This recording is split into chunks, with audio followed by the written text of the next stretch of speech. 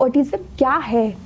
देखिए, ऑटिज्म कहने को एक ऑटो इम्यून डिजीज़ है। ऑटो इम्यून डिजीज़ का मतलब ये है कि बॉडी की अपनी जो इम्यूनिटी है, हमारी अपनी इम्यूनिटी, वही हमारे दुश्मन बन जाती है और हमारे ब्रेन सेल पे अटैक करने लगती है, और जिससे जो बच्चा है वो एबनॉर्मल हो जाता है। मेंटल डिजीज़ बोलते हैं इसको, यानी कि नज़र नहीं मिलाएगा, वो ठीक से कॉन्सेंट्रेट नहीं कर पाएगा, बाकी बच्चों से अलग दिखेगा, उनकी बच्चे की जो मेंटल ग्रोथ है, उसकी जो कैचिंग पावर है वो कम हो जाएगी। तो कोई अगर बच्चे को एक झलक देखेगा भी तो समझ जाएगा कि बच्चा इज़ एबनॉर्मल, तो that is categorised as a autism. तो this is the basic thing about it. वही सर, अगला सवाल मेरा ये है कि ये क्यों होता है?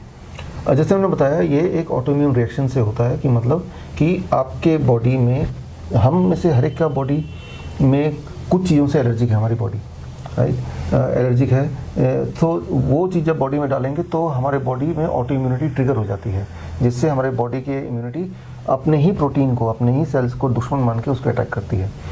तो ख़ास तौर पे जो मेरा खुद का एक्सपीरियंस है, जितना मेडिकल लिटरेचर मैंने देखा है, एक तो ये है कि बहुत सारे बच्चे, छोटे बच्चे काऊ मिल्क, काऊ प्रोटीन, केसीन जिसे कहते हैं, उससे वो एलर्जिक होते हैं, और लेकिन पेरेंट्स को पता नहीं होता।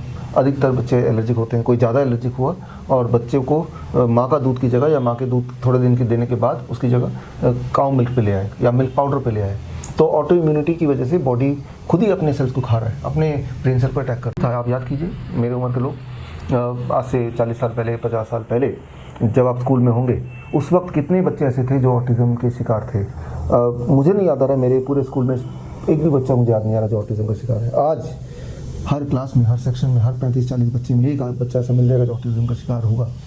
तो ज़रा सोचिए, तब से अब तक क्या बदला। तो उसी रफ्तार से पूरे दुनिया में ऑटिज्म भी बढ़ता जा रहा है। तो ऑटिज्म का मेरे हिसाब से सबसे बड़ा कारण ऑटो इम्यूनिटी ऑफ कोर्स, और ऑटो इम्यूनिटी की का कारण these kind of vaccination which is unnecessary. तो ये एक लाइफ लॉन्ग इम्प्रिजनमेंट है, बच्चा अपने ही बॉडी में कैद हो गया है। पेरेंट्स के लिए भी इम्प्रिजनमेंट की तरह ही है, कि पेरेंट्स के लिए वो बच्चा जो हेल्दी पैदा हुआ था, बच्चे पैदा होते वक्त कभी ऑटिज्म वाले बच्चे पैदा नहीं होते, ऑटिस्टिक नहीं होते।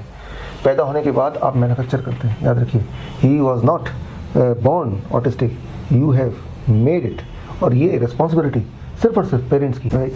सो वो आपकी रिस्पॉन्सिबिलिटी है कि एक भी चीज़ जो बॉडी में जा रही है बच्चे की, you have to do your own research, right. नहीं तो आप में से, बहुत ही दुख की बात है, आप में से कुछ पेरेंट्स को ये भुगतना पड़ता है। ये आज की सच्चाई है। वही सर, अगला सवाल मेरा ये है कि इसे प्रिवेंट करने के लिए क्या करें? प्रिवेंट करने के लिए पहली चीज़, कोई भी जो छोटे बच्चे हैं 4 साल 5 साल से पहले, कोई भी चीज़ जो पैकिंग में आती है वो ना दें। कोई भी चीज़ जो एनिमल प्रोटीन ना दें। एनिमल प्रोटीन मतलब दूध से बने हुए कोई चीज़ ना दें, या अंडे वगैरह सब चीज़ें ना दें। तो एनिमल प्रोटीन जो है, जब आप एनिमल प्रोटीन लेते हैं तो यू आर एनिमल, राइट। आप खुद भी तो एक एनिमल है। तो कई बार हमारा जो इम्यूनिटी है, हमारे cells which is animal cell, and जो एनिमल आप खा रहे हैं वो सेल्स में डिस्टिंग्विश नहीं कर पाते। तो कई बार उन सेल को अटैक करने की वजह वो हमारे सेल्स को अटैक करने लगते हैं, and that is called auto immune disease. तो जब आप एनिमल प्रोटीन लेंगे ही नहीं तो ऑटो इम्यून डिजीज़ होगी। मुख्य चीज़ें हैं, आपको प्रिवेंट करना है। इन चीज़ों को अगर आप रोक सकते हैं तो आप सोचिए ज़रा, जब हम पैदा हुए थे तब ऑटिज्म नहीं था। हमारे पेरेंट्स ने ऐसा क्या खास कर दिया? एक्चुअली उन्होंने कुछ खास किया नहीं, उन्होंने कुछ चीज़ें नहीं की। वही चीज़ आपको भी नहीं करनी है। नहीं करने में ही क्योर है, नहीं करने में प्रिवेंशन है। तो इस प्रॉब्लम को क्योर कैसे करें? देखिए, यहाँ भी ये है कि बच्चे का जब ऑटो इम्यूनिटी स्विच ऑफ अगर हो जाए तो बच्चा धीरे धीरे रिवाइव करता है। उसमें जो बिहेवियरल चेंजेस आप देखेंगे, इम्प्रूवमेंट देखेंगे, वो कैसे होगा कि जहाँ तक हो गया, डैमेज हो गया, अब डेयरी प्रोडक्ट आप बंद कर दें। और ज़्यादा से ज़्यादा 90% बच्चे का जो डाइट होगा वो fruits and vegetables and nuts and seeds का होगा। Fruits and vegetable most important, vegetable in raw state, vegetable smoothies, vegetable juice, या वेजिटेबल सूप, या वेजिटेबल स्टीम्ड, राइट, या वेजिटेबल बॉइल्ड, इस तरह की रेसिपीज़ हैं।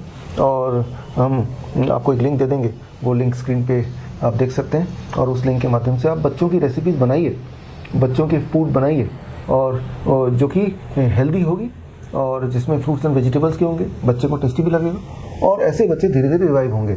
धूप में बच्चे को ले जाइए कम से कम आधे घंटे, और sunlight, fresh air and fruits and vegetables in raw state, right? Avoiding all kind of packed food, avoiding all kind of animal food, dairy product etc. वो भी animal food की कैटेगरी में आता है। Avoiding all kind of drugs, ये एक balance अगर करते हैं तो मैं ये मानता हूँ, जितना मेरा एक्सपीरियंस है, with in the first 1 month आपको बच्चे के बिहेवियर में टेंजिबल चेंज दिखेगा। टेंजिबल चेंज मतलब कि आप डिस्टिंग्विश कर पाएंगे कि बच्चा पहले ऐसे था, अब इतना चेंज आ गया 1 महीने के अंदर। लेकिन इसको कंटिन्यू कीजिए लॉन्ग टर्म में, 2 साल 3 साल 4 साल, क्योंकि डैमेज इज डन, उसको रिकवर करने में टाइम लगेगा। अच्छी बात यह है कि बच्चा इंप्रूव होता दिखेगा, नहीं, और बुरी बात यह है अदर वे राउंड, अगर ये नहीं करते हैं तो क्या कर रहे हैं आप, इसका ठीक उल्टा कर रहे हैं, यानी कि जितना डैमेज हो गया उस डैमेज को बढ़ाने में आप कंट्रीब्यूट कर रहे हैं, राइट। सो डिसीजन आप ही को लेना है, बट रास्ता यही है जो मैंने आपको बताया। बहुत बहुत शुक्रिया सर इतना कीमती वक्त और कीमती जानकारी देने के लिए। धन्यवाद।